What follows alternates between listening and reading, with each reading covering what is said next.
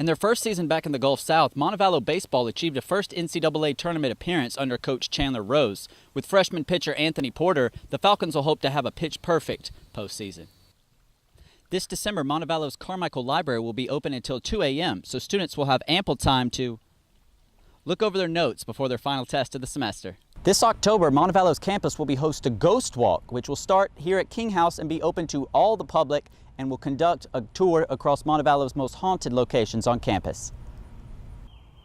Ebenezer Swamp is one of the disappearing wetlands in southeastern United States. It serves as a resource for the Environmental Science Department, but has become a hangout spot for all students at the University of Montevallo in recent years. Briarfield was the only operating ironworks for the Confederate States of America.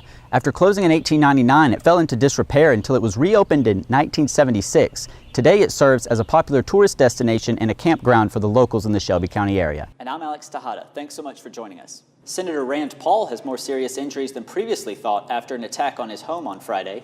A senior advisor to the senator says he has 5 broken ribs and lung injuries. Still ahead on ValloVision News, the city of Montevallo will be raising sales taxes just in time for the holidays. Find out how much the increase is and when it will go into effect. Yeah, that's insane. I mean, I hope they have somebody that can understand hieroglyphics because you could get lost in that maze down there. I know. Your dog could literally be saving your life. According to a new study, dog ownership is associated with a lower risk of cardiovascular disease and death.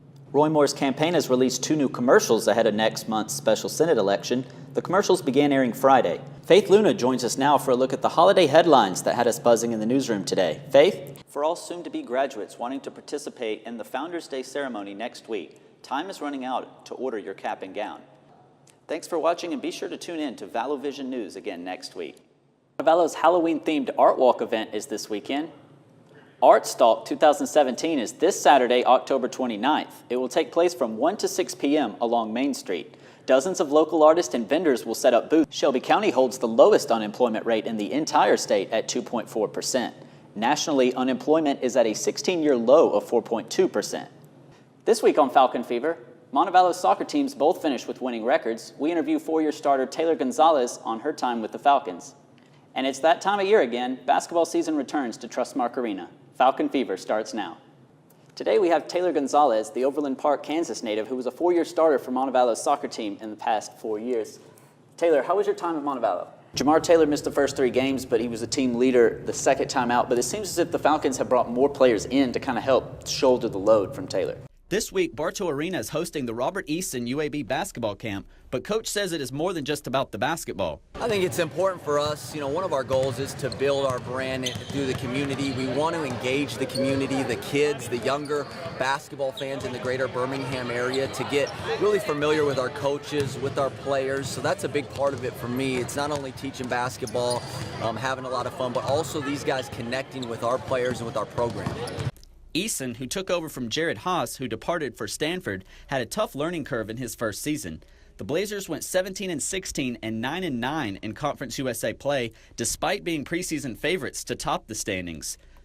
We have all the pieces I think we need to have a chance to win a championship, which has been our goal and will continue to be. UAB returns 4 juniors, Chris Coakley, Lewis Sullivan, Nick Norton, who missed all but 1 game through injury, and William "Ha-Ha" Lee, who declared for the NBA draft this season. Ha-Ha is naturally an extremely unselfish player, and he always has been that, and it's one of the reasons he's always been successful, and it's one of the things the NBA teams like. And I think scoring points, he's proven he can do that. However, the Plantersville, Alabama native, who led the team with 13.2 points per game, said it was an easy decision to come back to Blockingham. I knew going into the draft that I was coming back to school, get my education. I was just going there to test the waters, see what it was like on the next level, see what I got to put into my game to be ready for the NBA draft next year. It seems the time might be now for UAB to return to the NCAA tournament. For WBRC Fox 6 News, I'm Alex Tejada. In 1819, Cahaba, Alabama's first state capital, was carved out of the wilderness. Ironically, it was built upon the remains of an earlier ghost town, a 16th century Mississippian Indian village. You go to Archives and History today and in Treasury Book #1, all the first money that came into the state of Alabama from sales of lot here. So Cahaba really financed the state of Alabama. Alabama's capital was moved to Tuscaloosa in 1826, but Cahaba survived as a county seat in a very wealthy antebellum river town until after the Civil War, when it was suddenly and mysteriously abandoned.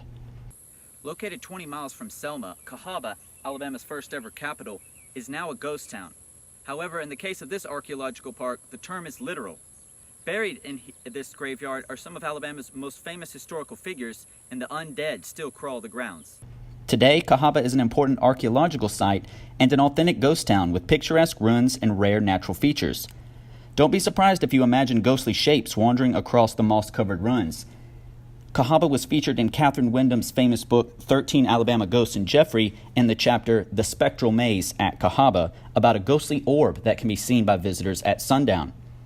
Today, visitors are not allowed to stay past 5 o'clock except for 2 special days of the year. However, there are plenty of things for visitors in the area to do. Something for everybody. There's canoeing, there's fishing, there's history. You can, we have cruiser bikes you can take and explore, and little explorer guides. A lot of people are interested in the ghosts that we have. We don't allow people down here at night, except for 2 days out of the year when we have a haunted history event. And we take you to the most haunted locations. All of our ghosts haunt particular places, so we take you to those places and we tell the ghost story. And then we have a paranormal team comes in and you get to do a mini ghost hunt. So take some time out of your busy schedule to roam Cahaba's abandoned streets. View the crumbling ruins and contemplate the mysterious disappearance of Alabama's first capital and the transient nature of human endeavor. You might leave with a new perspective on your own life. Reporting for ValorVision News, I'm Alex Tejada. Located in the heart of Alabama, Peach Park is a family-owned and operated tradition for travelers up and down Interstate 65. Peach Park was established in 1984 by Gene and Francis Gray as a small roadside fruit stand. The stand would serve as an alternate location to hauling peaches to New Orleans to sell in the French Quarter Market.